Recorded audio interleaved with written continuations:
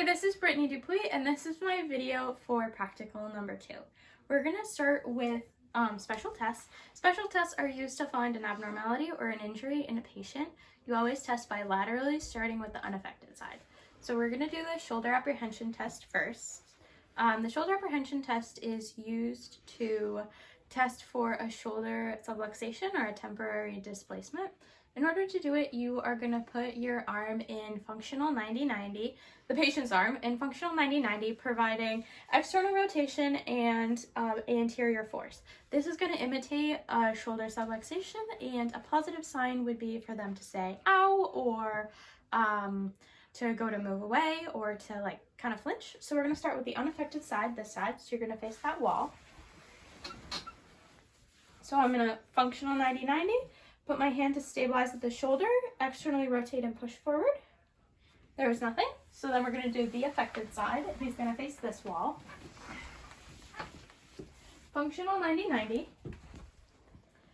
Stabilize the shoulder, externally rotate and push forward. That's a positive sign. The next test we're going to do is the elbow valgus test. This test to see if there is an injury on the ulnar collateral ligament.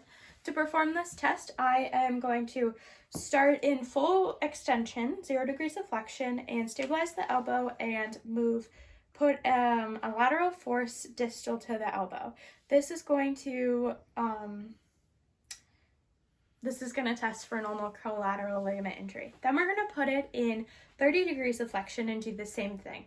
This tests all ligamentous strength and no capsular strength. So we'll start with the unaffected side.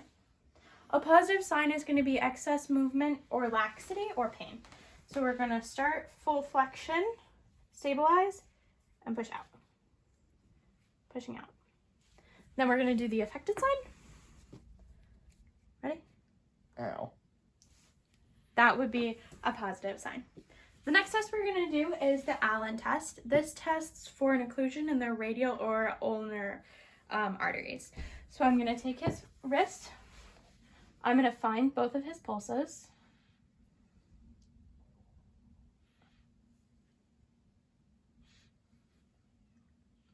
I'm going to ask him to pump his fist 3 times.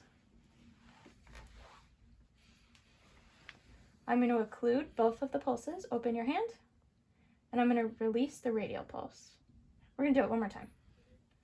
Pulse your hands. I'm going to occlude, release. I'm going to release the radial pulse. If you saw that his hand was originally white and then it flushed back with color, that's a good thing. So now we're going to do the other side. We're going to do the ulnar pulse. Go ahead. I'm going to occlude, release, and I release that was the radial pulse. This is the ulnar artery now. So we release the ulnar one this time, and his hand turned back with color, which is a good thing. That is a negative sign. A positive would have been if it had stayed white. The next test we're going to do is Fabry's test. You can lay flat. The Fabry's test tests for an injury to the SI joint. I'm going to have him lay flat, put him in the figure 4 position. You're going to cross one leg over the other. And then I am going to provide compression on his hip and his knee. This is going to compress the SI joint, and pain would be a positive sign. So that's how you perform this test. The next thing we're going to do is dermatomes. So if you lay completely flat and uncross your legs, dermatome tests for the sensory innervation of a specific location. So T10 is around the umbilicus. It's a 2-inch band around the umbilicus. So first I'm going to find the umbilicus. I'm going to test bilaterally. I'm going to test by asking the patient to close their eyes, performing light touch, deep touch, and a pinprick sensation, and asking the patient if it's the same on both sides for each type of touch. Ready? So I'm going to find his belly button. Same on both sides? Yep. Same on both sides? Yep. Same on both sides? Yep. Next I'm going to do T12, which is right above the inguinal crease. So first I'm going to find the inguinal crease, which is your hip bones. Same on both sides? Yep. Same on both sides? Yep. Same on both sides? Yep. Now he can sit up. We are going to do C5, which is a true patch, the deltoid patch. Same on both sides? Yep. Is your eyes closed? Same on both sides? Yep. Same on both sides? Yep. Same on both sides? Yep. Next, so that was C5. C6 is the dorsal web space. Open your hands. Same on both sides? Yep. Same on both sides? Yep. Same on both sides? Yep. 5, 6, C7 is the tip of the middle finger. Same on both sides? Yep. Same on both sides? Yep. Same on both sides? Yep. C8 is going to be the border of the digiti minimi. Same on both sides? Yep. Same on both sides? Yep. Same on both sides. Yep. Good. Next, we're going to do reflexes. Reflexes test the integrity of a nerve root. So we're going to do C7, which is the triceps. So we're going to find the triceps tendon, bear the weight of his arm, and then use the reflex hammer, and in this case, the back of a knife, to test. We're going to test bilaterally, so you can start facing that wall. So I'm going to bear the weight of your arm. I'm going to find your tendon.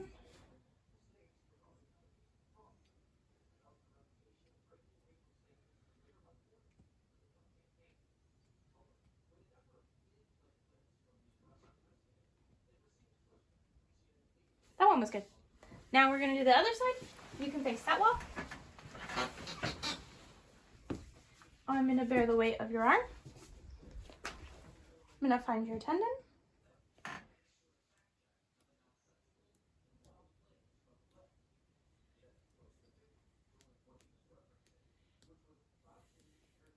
That one was good.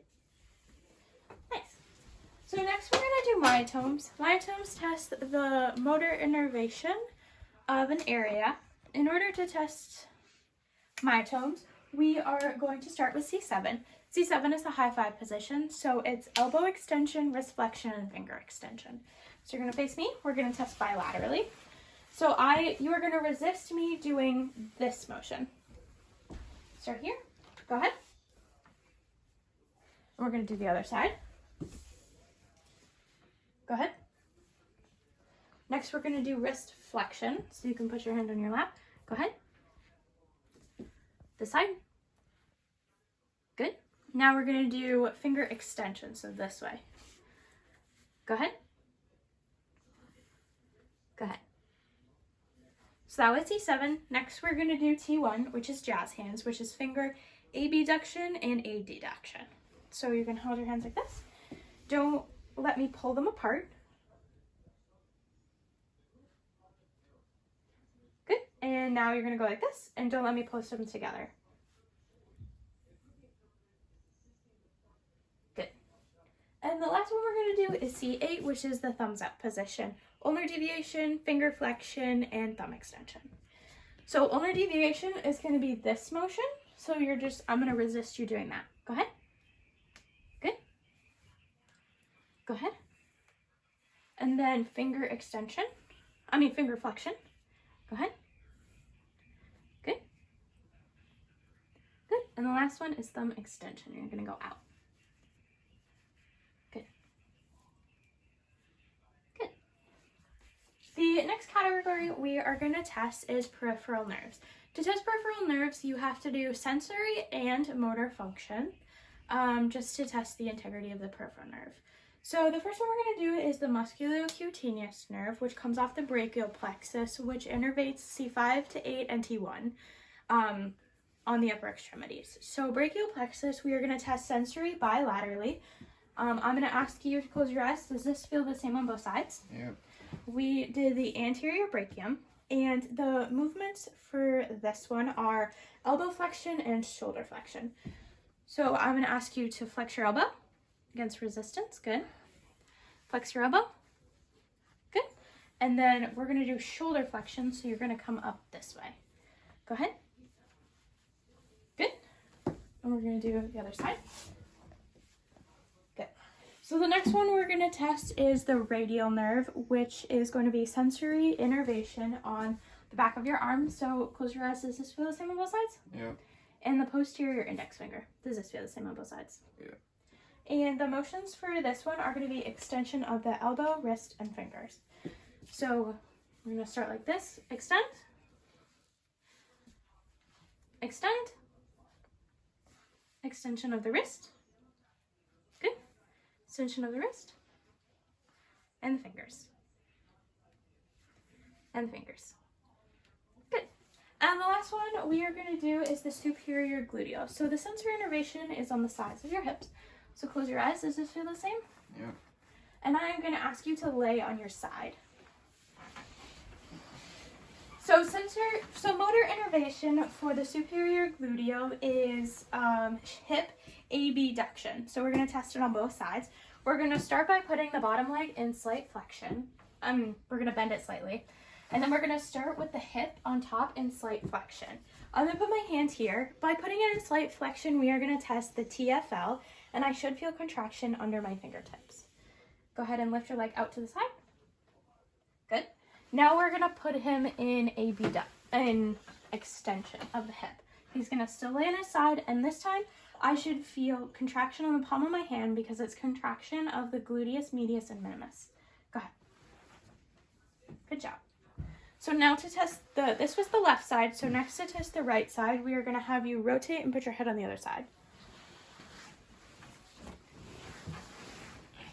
So now we're going to test, you're going to face the other way. That's the same side. Yep, we want to test a different side. You're good. So we're going to bend the bottom leg so we can test bilaterally. Slight flexion. Hand here. Go ahead and abduct. Good. I can feel contraction of the TFL under my fingertips. We're going to put the leg in extension. Lay on your side. This leg should be bent. You need to extend your hip, Brennan. All right. Go ahead. Good. This time, again, gluteus medius and minimus under the palm of my hand. So next we're going to do manual muscle testing. You can sit up. Manual muscle testing tests the muscle and motor function. You perform it bilaterally on both sides and you grade the muscle. To grade the muscle and be a 5 out of 5, the person has to be able to do full range of motion, under gravity, and full resistance. You do dynamic and brake testing. So the first one we're going to do is shoulder abduction. So you're going to have your arm up here, not shoulder abduction, elbow extension. You're going to start with your arm up here and extend your elbow so that you're working against gravity. So his arm is going to be up here. I'm going to stabilize the shoulder. Go ahead. And I'm going to do the other side.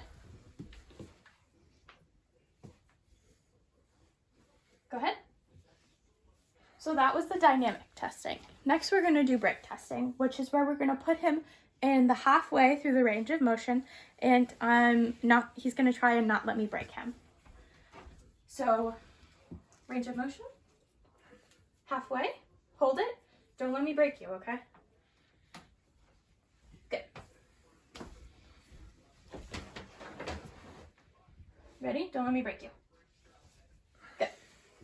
So for both sides, elbow flexion, we're graded a 5 out of 5.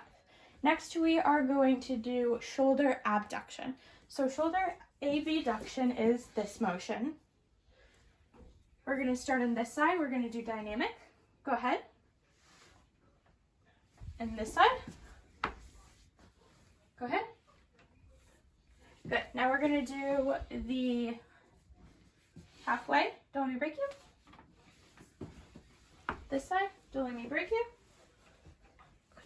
And next, the last one we're going to do is wrist radial deviation. So radial deviation is this motion. And we're going to do it against gravity, so we're going to have you go this way. Rest your arm. Go ahead and resist me in this motion. Good. Resist. Good. Don't let me break you. Halfway. Good. This one halfway. Good. So each of those motions on both sides was graded a 5 out of 5. The last thing we're going to do are palpations. So the first palpation we're going to do is the ulnar head. The ulnar head is located in an anatomical position on the medial side. The head is located down by the wrist, and the ulnar actually does not come in contact with any of the carpal bones. Back here, this little bump is called the styloid process. It's on the head of the ulna, but again, doesn't actually come in contact with the carpal bones. The next palpation is the medial epicondyle. The medial epicondyle is on the distal humerus. So I'm going to take his humerus and I'm going to feel down on the distal end. And you can see right here that my fingers go over this bump.